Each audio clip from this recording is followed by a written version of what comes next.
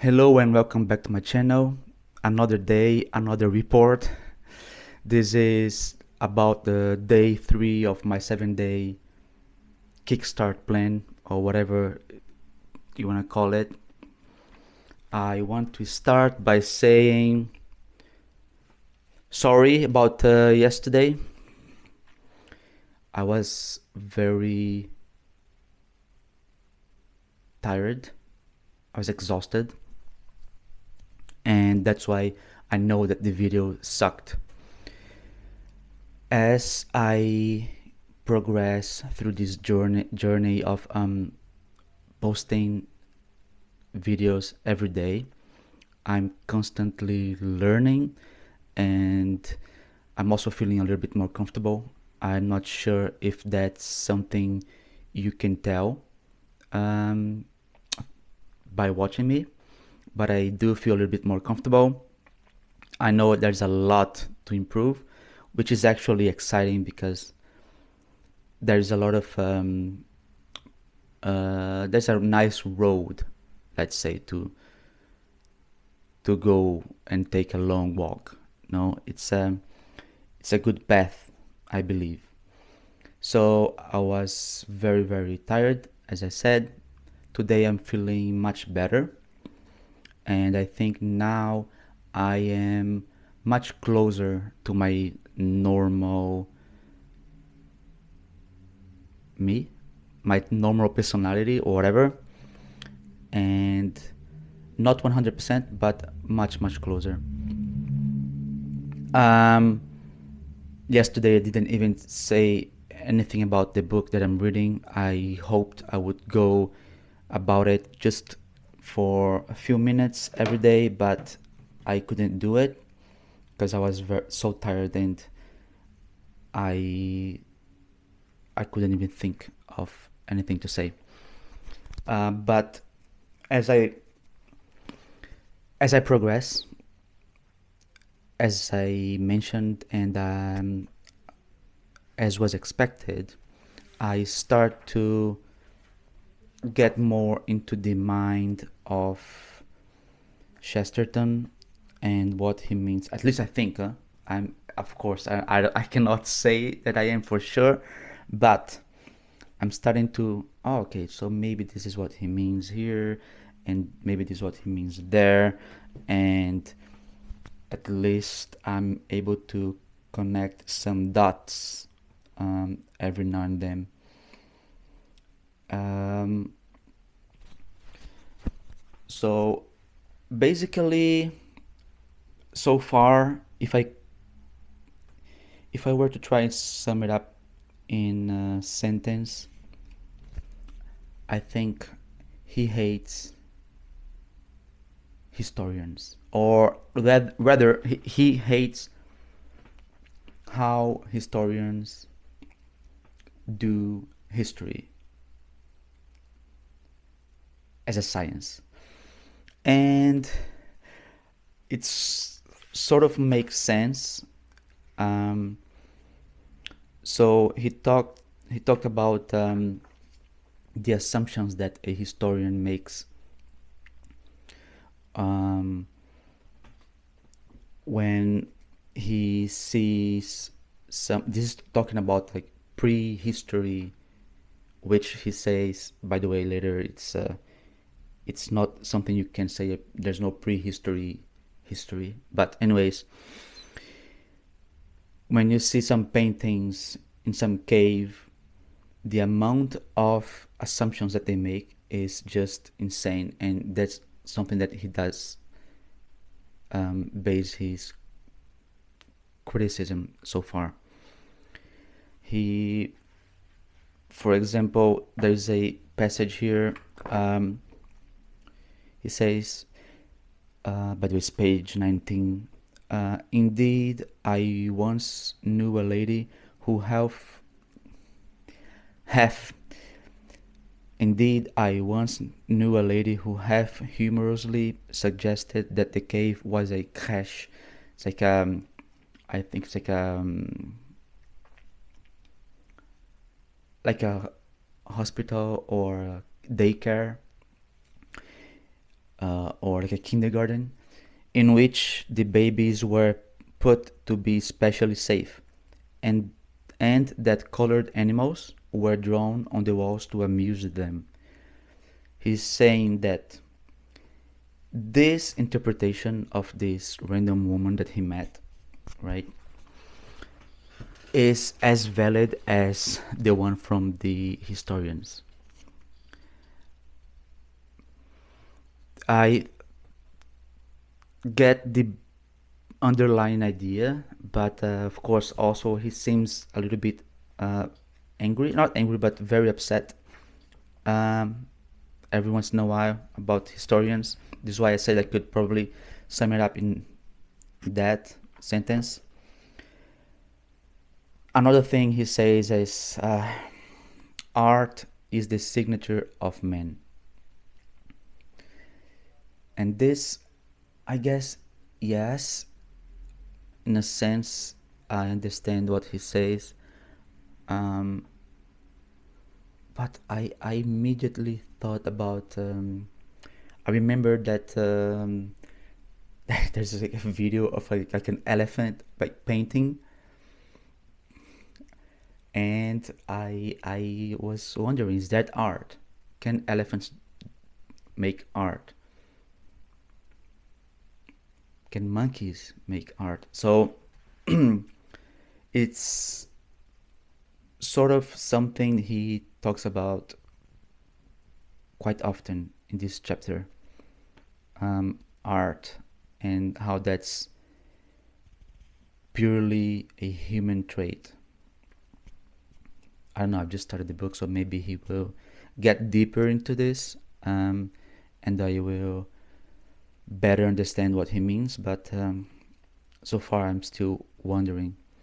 Now, the science part with the assumptions that he said, I also remembered something.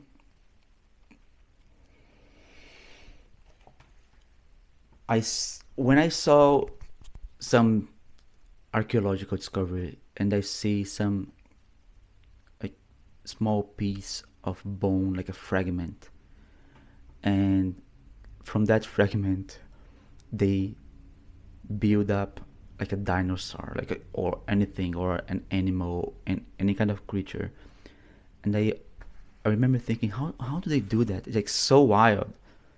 How uh, how can they get to that level of certainty? I'm sure they can do a lot of they can draw a lot of conclusions from the bone fragments. Also, they can have different parts from different animals of the same species, the same area. But still, it reminded me of this that I'm gonna show you.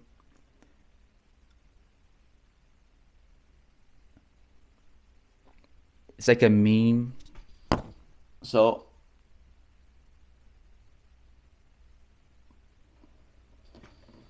it's like the skeleton, right? And this is not even a fragment, it's the whole thing. And then it says like how aliens, I mean, you could here change it for scientists, how scientists would reconstruct the animal and the actual animal. So I only don't understand, I really don't understand how is it possible, but yeah, they do this for a lot of animals. Like, see, like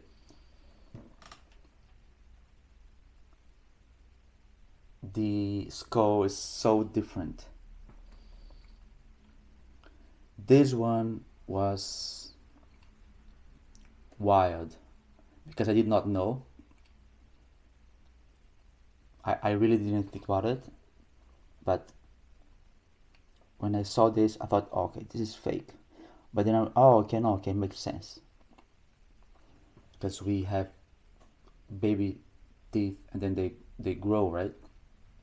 So it's a child, and then it's like how scientists would reconstruct, and it's a child. So I sort of understand here what he meant. Also, um, there's a lot of wishful thinking even in science. I mean, at least um, some from some people, not all scientists, not science as a whole, but some people might do this. And there was this like a meme going around lately. I don't know. I don't even know if it's true or not, but it makes sense. I would believe it if I saw this, if it were true. I don't know if you remember this thing. So they're digging holes. Finally, for now, mysterious hole on a beach has caused a stir in North Dublin. A local astronomy enthusiast is hoping the crater in Portmarnock could be the aftermath of a cosmic event. It's a huge, mysterious crater that looks out of this world. But is it? The unusual hole on Portmarnock Beach stopped local astrophysics So I don't even know if this is true, because nowadays you never know. But the fact that I watch this and I think, oh, okay, yeah, it makes sense. No, I can see this happening. I mean, it tells something, I guess, at least to me. So I guess this is what he's talking for now, at least, that a lot of assumptions are made, and they should accept a little bit more that they don't know, and that it should be okay. Like, I don't know. It could be so many different things. Anyways, the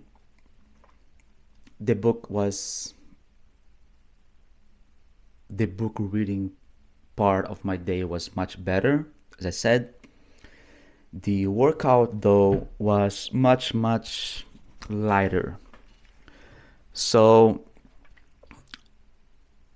I went from not really working out to going every day, and I was really pushing as far as I could. So for the third day, I thought maybe I should just take it a little bit slow. I still went to the gym, I still did everything, but I didn't try to, because the previous day I had hit a PR, so the heaviest weight, I was happy about it, but then I thought, okay, maybe I should not keep pushing it so much, otherwise it will probably, I'll be setting myself up for failure, so I would be maybe not able to end the 7 days going every day to the gym if I were trying my best every day. Anyway, since this is just a report, 86.65 kilos, 24.1%. So 0.4 lower than the previous day, which is great.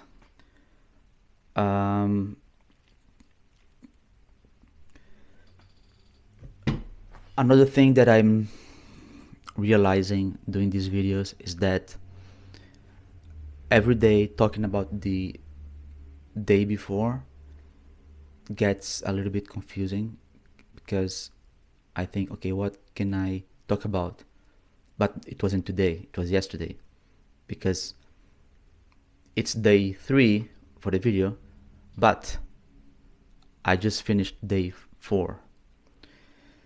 I'm not sure how to manage that, but it is something else to think about.